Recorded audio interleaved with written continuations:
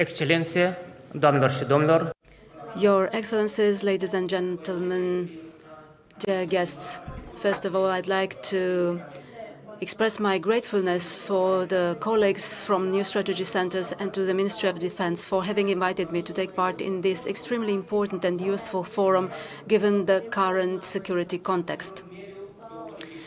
In a geopolitical environment marked by instability, such dialogue platforms are paramount in order to strengthen cooperation and identify common solution and consolidate our joint capacity to come up with an answer to the current challenges.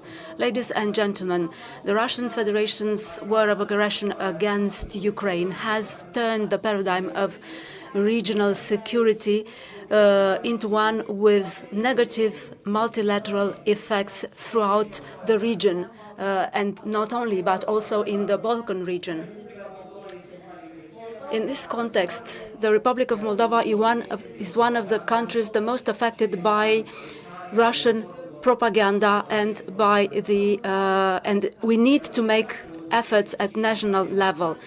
There have been wide misinformation campaigns, especially targeting the Transnistria region. We had actions by actors trying to influence the population to turn against the truth, against reality. These are major risks to our peace and security. The aggressive politics of the Russian Federation targets the Republic of Moldova, intending to bring it back to its sphere of influence and to delay our accession process to the EU. I regretfully say that these risks have only intensified over the last couple of years and will keep on doing so during the parliamentary elections of this autumn. So we are firmly engaged on our path towards the EU and towards the implementation of democratic reform. We've also made progress in this regard. At the same time, our government's actions are focused on strengthening national resilience and to counteract hybrid threats and, most importantly, to keep peace, stability and security for our citizens. Consolidating our defense sector is an important area for our country. In order to accomplish our three strategic objectives for the defense of our country, we will expand the contribution to the internal efforts made for keeping the peace.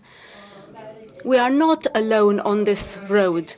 We have an excellent cooperation with defense bodies in partner countries and with international organizations. Some of our partners are today here in the room, and I would like to welcome them and to also thank them for their support and openness. Distinguished guests, I strongly believe that the challenges that the democratic world is currently facing can only be achieved by unity and cooperation between all the states that share common values. In this context, it's important to be a part of a solid security structure, which can only be done via cooperation and dialogue.